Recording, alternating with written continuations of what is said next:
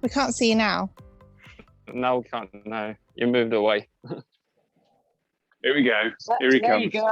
There he Hello. is. Yes. So, Back hello again. everybody. We are stepping for info steps, and yeah, a little bit random today. I'm in my back garden. I'm doing a walk and talk for info steps, but from my back garden because I'm isolating because I had COVID last week, and I'm going to take this rather easy today and ask a lot of questions that people are going to answer for me. So I've got 3 lovely characters that are going to be doing all the leg work and the walking for me whilst I wiggle around on my new toy. So a neighbour, I'm doing this in my back garden, right? I've got to show you this. My neighbour gave me a little step machine that you get Oh, on. wow. Let me see if I can do That this. looks nice. And you go like this. And what I worked out was that if you don't move your arms, the step counter doesn't go. So I'm going to basically pretend in my back garden, my little back garden, my lockdown project. I'm going to pretend to be walking with you all as we go. But the one beautiful thing about this, it means you don't have to hold the bloody phone like I do. And you'll all have this sort of walk and talk arm by the end of it. Yeah, I've already switched arms about 5 times. Exactly. Yeah.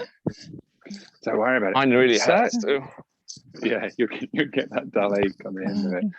So I'm going to keep pretending I'm walking here and talk with the 3 of you. So we have a common theme between the 3 of you, which is caps lock. Something which I've been hearing more and more about as a result of several of you being in the team, but seeing you popping up on LinkedIn all over the place. And it's great that you're all on this InfoSteps team challenge walking to Australia and back. But what the hell's caps lock? Somebody tell me. Who would like to go first? How about you, Lorna? What's caps lock? Because you've got it in your name. So CAPSLOCK, let me remember the sales pitch first, Ed. I never get this right, but CAPSLOCK is an online education organisation where we reskill adults into a cyber security career. That's the sales pitch. Sian and Daniel, is that a fair description? I mean, Well, I know. Better describe it. Go on, Sian. I was going to say I now work in cybersecurity, having not done previously, so I'd say it's pretty fair. Excellent. Nice. Sian is a prime example. We do it in a quite a different way, to be honest, Ed. So we take quite a non-traditional approach to the education. So it's not just your standard training. We use team-based learning and problem-based learning, which fosters that real deep learning. It means that from day one, our learners are getting real hands-on experience. And we try to simulate the workplace environment as much as we possibly can. So where we do what we call application exercises, and then they really simulate things that you will come across in the workplace. Does that make sense? Sounds super interesting. And we Daniel, do that in really diverse teams, like with different backgrounds, and it really works well. So everyone brings a different experience to the table, and solving those problems. We have all different approaches, and we discuss them among ourselves, and it seems to be really working well because the results are just amazing. Yeah, I would say as well, the CAPSLOCK team were really smart with how they mix the teams up. So there's a real good mix within each team of like people from technical and non-technical backgrounds, which really helps because in some of the exercises we do, maybe more around the understanding business side, having a non-technical experience gives you maybe a slight upper hand. But then with the real technical stuff, the technical members of the team can really kind of support. That's what I found with my team anyway. I'm sure Dan probably say the same. There's a good mix of technical and non-technical. Yeah, and then you build a really good dynamics. Everyone knows their strengths, and we keep obviously learning from each other too. So that's strong. Probably the biggest strength of the team-based learning, I suppose. Yeah, absolutely. That diversity is really key because all the learners are coming from such a varied background, but every single one of them have got really strong transferable skills and really good experiences that they can bring into the team and different skill sets. It does work really well in that environment. Nice. That sounds really super interesting. Sian, how did you find out about CAPSLOCK? Where did you come across them? It was just online, to be honest. About sort of September time last year, I decided I wanted to retrain in cyber. My job was very, very loosely linked. We used to work on basically B2B events, and we worked on quite a few cyber ones, and I found a lot of the topics really interesting. And then I actually went to Bletchley Park last year, and they have a massive section on like cyber security and modern stuff. And I found all of that like super interesting, started researching, reading reports saying that, by, I don't know the stats, but by a certain year, there's going to be a shortfall of like however many thousands of jobs. I felt like it was an industry that's obviously booming, growing, and ultimately would hopefully see me out for the rest of my career, which was what I sort of wanted, because previously I was in retail and kind of wanted a complete change. So yeah, and then I just was Googling, and there's so many different like retraining courses and different boot camps and stuff. But the thing that really stood out to me for CAPSLOCK was not only the curriculum, but also the kind of support in terms of like career support that they give you. Really kind of differentiated them for me. And also the finance options available, the fact that you don't have to pay up front was also massive as well. That sounds quite a big thing there. Daniel, are you able to tell me a little bit more about that? That is a big advantage of people who don't actually have like a strong financial background, and they might need to rely on loans and things like that, or maybe not the greatest credit history, let's say, but still need that chance, to be able to build their future. And this is one of the ways that it's not widely available yet. So as soon as I saw that option, I was very interested too, because it really suited me at the moment. And yeah, so we managed to get on the course. We managed to get through it, and it was amazing 16 weeks, and just putting our first steps in the cyber world, getting our first jobs, and then it will all work out great for us, I suppose. I think that's awesome, and you both sort of mentioned about like the overwhelming amount of courses out there and just like sheer cost of it, to be honest. Yeah. Right? Yeah, the certificates are so expensive. So the CAPSLOCK have what they call an ISA, which is an income share agreement. So you basically don't pay anything up front, and then you only pay back once you're earning 27,000. So once you're earning that amount, then you pay back 15% of your salary for 36 months. So that's why another reason why I felt like this course was really different, because they're really invested in you getting that job, because ultimately that leads to the success of the course. And I mean, all the tutors are like amazing people, but they're so supportive. But yeah, that finance model just makes it really accessible as well. Super interesting. And so, Lorna, do you mind telling us what kind of skills you cover as part of the courses? Are there options? How does that work? Yeah, so the cybersecurity course is it's quite a varied curriculum, and what we want to do is sort of cover a good breadth of cyber. So we're not here to do a pen testing course or a SOC analyst course or this course. It looks at all that fundamental knowledge that you need as a cybersecurity professional. So we were really passionate from the start, myself and Andrea, that when we looked at this, we wanted to get into all that good stuff around understanding business and understanding the impact that cyber has on business and that decision-making process and all of that. So it takes it from that right up to pen testing, SOC analyst, and also then looking at sort of business continuity, business resilience, incident management as well. It gives the learners a really good indication as well of the breadth of careers in cyber and the stuff you can do, which is great. Have we lost Ed? Can you just hear me like breathing really heavily as I'm walking up a hill right now? I was trying so hard to control my breathing when I was talking. I was like, it's really hard to like walk and talk, which is ironic. This is the name of this thing. Yeah. Yeah, it's not easy, this. No. There we are. Move to a different part of the garden. I just said I thought I just bored you. Nodded off. Oh, bless you. No. I feel it must have been my sunflowers getting too big, blocking out the 4G. Yeah.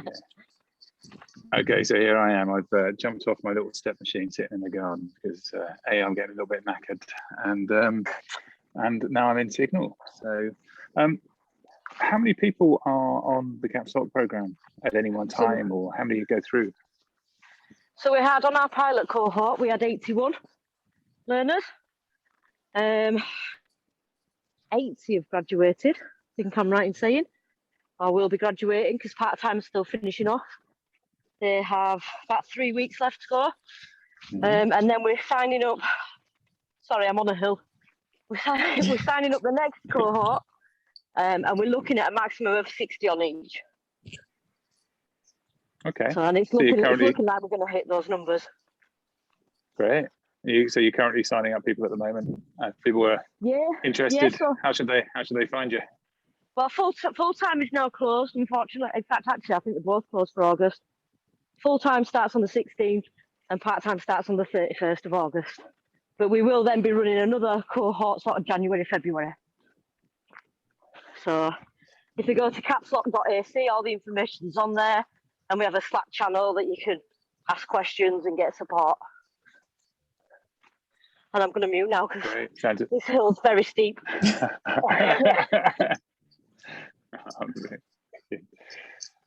So, Sian, Dan, quick question for each of you. What is it about cybersecurity that's brought you in, and is it living up to the hype, having done the course? Is it still giving you that which you are looking for? How about Sian? You want to kick off? Okay. Yeah, so I think Dan touched on it earlier, but the breadth of roles that are available in cyber is huge. And I think I was interested in things during the course that I didn't even know existed. So for example, like OSINT really interested me. Risk I found really interesting. So I think kind of as we moved through the course, there was more things like, oh, that's really interesting. Oh yeah, that's a potential thing. It kind of evolved. And I think what's been great about meeting people in the industry is seeing how much people are able to like transfer skills between roles, and just the breadth of roles that are out there. So, you know, Dan and I are just starting out, and it just feels really exciting to see where we could go in this industry. I'd say the one thing that's been not necessarily surprising, but like has kind of really taken me aback is just how welcoming the community is. Like everyone's just so generous with their time, with their advice, with their knowledge. And it's just been amazing. I feel like I've been in this industry for so much longer than just 4 months. Oh, that's really nice. Yeah. How about you, Dan? Oh, that's definitely one of the things that's so encouraging, like to see people inviting you to the industry. Like, you know, I managed to get myself, being a rookie, on the InfoStep team, which is made of mostly like professionals already in, you know, their careers very far. People pretending to be professional careers, let's say, and I'm just in the beginning of that path. All that.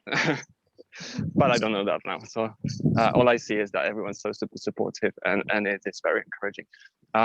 Yeah, there's so many things that you could do in cyber that it does seem like even if you get bored of one route, you can always switch paths and go somewhere else and do, like, you know, first you might like to be on a SOC team, and then at some point you might go to threat intelligence or forensics or OSINT or something else.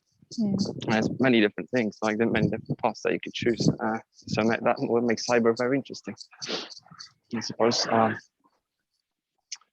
And it's people and technology. Like, I wanted to be a network engineer first, because I do have some IT background myself, but I also worked in hospitality for many years, and I love working with people. So this is like a crossroads here. Like, you know, cyber is all about people plus technology plus processes, which is amazing. You can have a bit of both the worlds and be there and then connect and, yeah, be happy with your job. That's a super good point about the people side of things. I think it's something that the industry has really woken up to in the last X amount of years. When I first started, it was all about the technology and selling tools and putting in tech, and we wondered why we kept buying more and more, and it's still not fixing the problem. And now it's all about well, it's getting more about like culture change and integration of security teams into the business. Because the only one way we can do that is like everyone's human and we just act as one big team. So yeah, bringing in people like yourselves from a range of different backgrounds into the industry and welcoming you in, you know, it's great for us to have different ways of thinking and have that diversity. So yeah. Tell me more about InfoSteps then. What's this? How's it going for you, Dan? You're a bit of a step machine, aren't you? You keep beating me. We definitely have this. Putting us all to shame.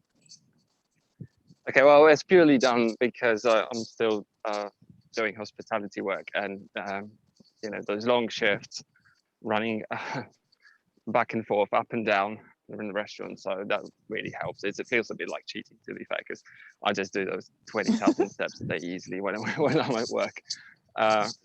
Yeah, so that gives results, but you know, it might not be long. Once I get my cyber job first, I will have to really go out there and do some steps like now walking, just purely enjoying myself, not running like a headless chicken. Okay, so I'm competitive by the looks of things, and also I'm using my creative side. So if I get you a job in cybersecurity and get you sort of working some decent hours, your step count's going to go down. Is that what I'm hearing? Okay, yeah, I can bargain on that actually. Yeah, to be fair, yeah, I'm really into penetration testing at the moment. That is something that gives me the thrill. I like those capture the flag exercises, and we did a whole week on CAPSLOCK course and penetration testing. We would draw a report there. And explored a few different like cross-site scripting, SQL injections, and all that kind of stuff. And it's super interesting to be able to think as the attacker would. So yeah, mostly interested in those roles, I suppose, in that path at the moment. Amazing. Well, let's hope off the back of this video you get a couple of conversations, and we can bring your step count down. Although to be honest, you're putting so many in there, it's a benefit to the rest of the team. So maybe I won't push too hard. How about you, Sian? How's the step challenge going for you? Yeah, it's good. I'm like middle to bottom, being completely honest. And this week, since I've started my new job, it's been more of a challenge because I'm just out of the house like much longer days than obviously when we were doing CAPSLOCK, so with much shorter days, but it's such a good excuse to like get you out of the house, you know, and especially it feels like for the last like 18 months if you've left the house, you know, you feel guilty. Like you should be staying inside. So yeah, it's been really good to kind of get you off the sofa basically and kind of give it a go. When I worked in retail, I was doing a bit like Dan, like so many more steps. So it's definitely like transition for me, like going into more like seated role. But it's just been amazing to be like part of the team and like part of the community. Like everyone's so supportive. Like when people have had good weeks, we really praise it. When people have had bad weeks, we kind of support them. So yeah, it's great. Yeah, it's good to have you both on. And how about you, Lorna? We asked you a question when you walked up a hill just now. Are you walking on one at the moment? No, I'm not, thankfully. Thankfully not. It's killing me, Ed. I'll be dead honest, it's killing me. It's good. I think, you know, Sian and Dan said, you know, it gets you out and it forces you to do it. I'll be dead honest, I didn't know loads about it, and it was Amy who persuaded me. And anybody who knows Amy knows she's very persuasive. So she's very hard to say no to. And I kind of signed up and then looked at it and thought, oh my God, what have I done? But it's been brilliant. It's just a fab group to be in. Like Sian said, really supportive and just amazing charities to do it for. And it's a perfect excuse to get out, you know. CAPSLOCK's a startup that we founded, and anybody who's worked in a startup knows that the long days and you're at a desk a lot of it when it's totally remote. So it's just a perfect excuse for me to push myself to get out and about a bit more and get a bit more exercise, because lockdown's not been kind to me and my my weight, let's say. So it's Same. good all round. Lots of benefits. Yeah. It's a pretty big undertaking doing this for 6 months, right? And for anyone that's watching this that hasn't heard us say, we're walking to Australia and back as a team. There's like 25 of us, which equates to needing to do at least 11,000 steps a day, every day for 6 months, which, for some that seems a big amount, but if you're sort of in the middle of lockdown or chained at your desk, then that's quite a good chunk. You've got to go out for a fair few walks a day. But so there's a few ways that people can support us in this. One of them is to obviously give us some donations for these charities. We're raising money for the Cyber Helpline and also Innocent Lives Foundation. And another way is if you want to join us on the trip itself. So we're looking for teams that want to come along and do some steps with us, raise money as a team and join us on a leg. And the third way is like and interact with our posts and share with friends and family and just get the word out there that we're doing this, and that's going to be hugely beneficial. Get the awareness for the charities, but also about our fundraising. If you want to learn more, then the links are down in the comments below. Sian and Lorna, and it looks like we've just lost Daniel in another signal black hole. Is there anything else you'd like to say to everybody that's watching this on behalf of InfoSteps? Just what I said, it's two amazing charities that really need the support. They do amazing work. So just support in any way you can, as little or as much as you can. It's fantastic. Yeah, definitely what Laura said. And if you've got to this point in the video, thank you for sticking with us. And thank you, Adrian, for speaking to us today. It was great. Beautiful. Yep. And we hope to find Dan back at some point. If not, I'll be posting a little picture of him here. All right, beautiful. Well, let's see if Dan comes back in a minute. But in the meantime, thanks everyone for joining me today on this walk and sit and talk from my COVID lockdown in the back garden. Who'd have thought that was ever going to happen? And speak to you at some other point on the journey. Thank you. Cheers, everyone. Bye, guys.